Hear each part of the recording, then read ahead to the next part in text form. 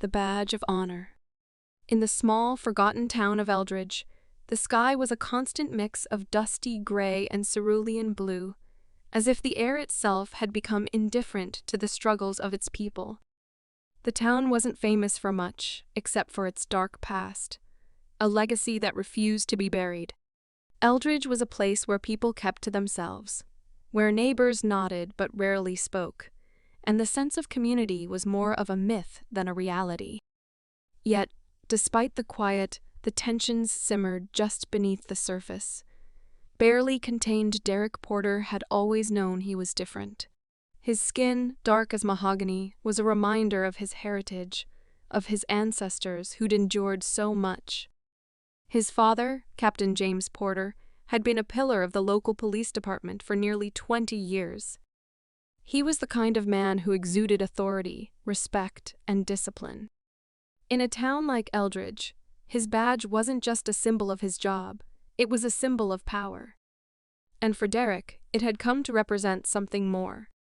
It was his shield, his protection, and a symbol of pride. But as much as he wanted to embrace it, he knew the world saw it differently at school.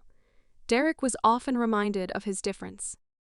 The whispers behind his back, the way his classmates' eyes would narrow when they saw him. It was clear that not everyone welcomed him with open arms. There was a gang at the school, a group of boys who had no love for anyone who didn't look like them. They wore their hatred like a badge of honor, a warped sense of camaraderie that only came from shared ignorance and fear one hot summer afternoon. As Derek was walking home from school, the gang found him. They had been watching him for weeks, hoping for a chance to teach him a lesson. They weren't subtle. A group of 4 boys, each with eyes that burned with an unfamiliar malice, stepped in front of him as he walked down the narrow street. "Hey, Porter," one of them sneered, his voice dripping with disdain. "Where do you think you're going, huh? Think you're special just because your daddy wears a shiny badge?" Derek's heart began to race. But he kept his head high. He'd learned long ago not to show fear, not to give them the satisfaction. His father had taught him that never back down, never show weakness. "I'm just heading home," Derek said, his voice steady. "I don't want any trouble," but the boys weren't interested in peace. They stepped closer, their postures aggressive, their fists clenched. One of them, a tall boy with shaggy hair named Kyle, shoved Derek hard in the chest. Derek stumbled back, almost falling into the dust, but he caught himself. "Did you hear that, guys?"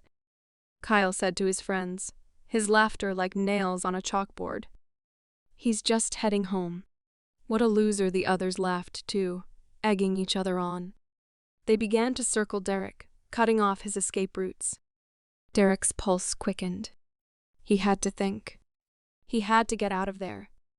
He glanced around, looking for anything that could help him. But the street was empty, and the few houses nearby were silent, as though the whole world had turned its back. "Listen," Derek said, trying to stay calm. "I don't want any trouble." "You don't want to do this." "Oh, but we do," Kyle said, stepping closer. "See? We don't like people like you around here." The words hit Derek like a slap. He had heard them before, but this time it was different. He could feel the weight of their hatred, the venom behind their words. He wanted to fight back, to teach them a lesson, but he knew that wouldn't end well for him. They were looking for a fight, and they had the numbers. Just as the gang closed in, Derek's mind raced. But then, like a thunderclap out of nowhere, the distant sound of an engine rumbled down the street. A police cruiser turned the corner, its red and blue lights flashing, cutting through the afternoon haze. Derek's heart skipped a beat. The gang froze. Well, Kyle said, his smirk faltering. "Looks like we've got company," but Derek didn't look at them. He didn't need to. He knew exactly who was behind the wheel. It was his father, Captain James Porter, the very man the gang feared more than anything else in Eldridge. As the police car pulled up, the gang started to scatter, first in twos, then in ones, until they were running in every direction. Kyle lingered for a moment, staring at Derek with hatred in his eyes. But even he couldn't ignore the presence of the badge that symbolized authority and power. Not today. Kyle, Derek said, his voice strong now, no longer the frightened boy. They thought he was Captain Porter stepped out of the cruiser. His uniform impeccable, his expression unreadable. He had been watching the scene unfold from a distance, waiting for the right moment to intervene. The gang didn't dare come back. They knew better. James Porter was a man they didn't want to mess with. Derek, his father said, his voice soft but firm. You all right? Derek nodded, his hands clenched into fists. The adrenaline was still coursing through his veins, but he wasn't scared anymore. He had survived. I'm fine, Dad. Derek replied. Captain Porter turned his attention to the fleeing boys. This isn't over, he muttered, before looking back at Derek. Let's go home. As they walked toward the cruiser, Derek couldn't help but feel a surge of pride. For the first time, he realized that his father's badge wasn't just a symbol of law and order. It was a symbol of justice, of protection, and most importantly, it was a symbol of hope. Derek hadn't been alone after all.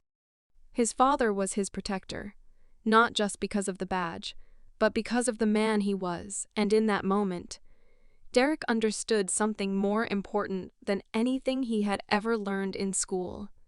Sometimes, standing tall isn't just about fighting back. It's about knowing who you are, knowing what you stand for, and trusting that you are never truly alone. Not when you have a legacy to uphold, and not when you have a father who will always be there to stand by your side. As they drove off, the sun began to set, casting long shadows across the town of Eldridge. Derek felt a sense of peace that had eluded him for so long. He wasn't just Derek Porter, the black kid at the school. He was the son of Captain James Porter, and that was a legacy that no gang, no matter how hateful, could ever take away from him.